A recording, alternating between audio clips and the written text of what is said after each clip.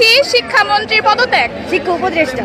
কারণ আমরা আমাদের দেশ পুরাটাই শোকাহত, সবাই শোকাহত। আমরা জানি মাইলস্টোনে একটা বিমান যখন ধ্বংস হয় তখন একটা স্টুডেন্ট মারা গেছে, ওইটার তারা স্বীকারই করতে চায় না যে আমাদের এত স্টুডেন্ট, খুব কম সংখ্যক স্টুডেন্টকে দেখাইতেছে মৃত, কিন্তু মারা গেছে প্রায় অনেক 200-র কাছাকাছি, তারও বেশি হতে পারে।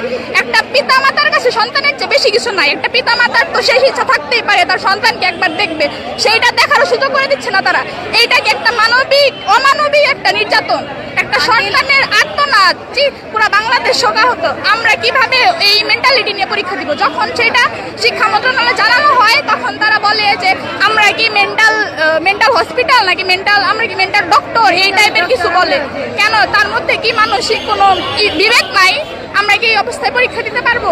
আমরা চাই সে পদত্যাগ করুক।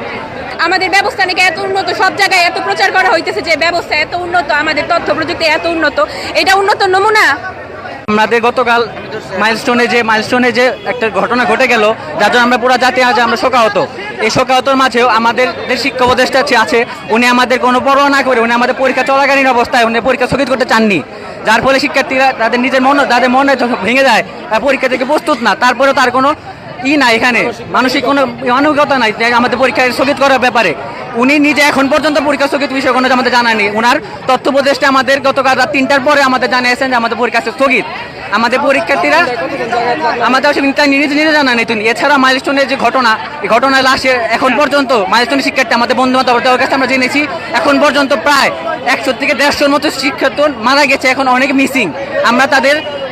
আমরা শুধুমাত্র তাদের লাশের সঠিক গণনা যাচ্ছি, কতজন মারা গেছেন এবং সুষ্ঠু বিচার চাই। কেন আমাদের সাথে ঘটনা ঘটলো?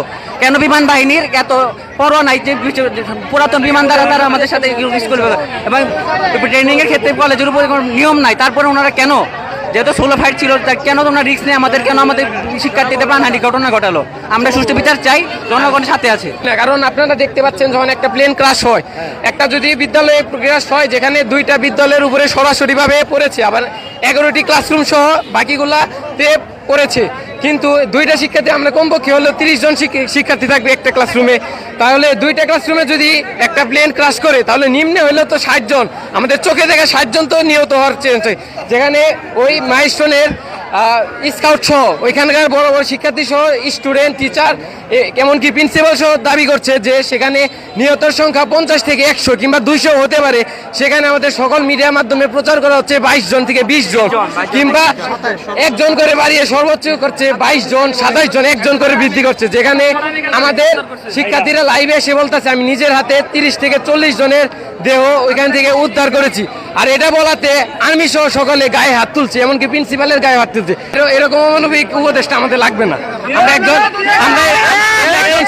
মানসিক বিবেকবোধ সম্পন্ন একজন উপদেষ্টা চাই। আর হইছে আমাদের এই যে লাশ যে গুম করা হচ্ছে, লাশের যে যথার্থ হিসাব হচ্ছে না। এরকম নির্বোধ শিক্ষা ব্যবস্থা কোনো দরকার নেই।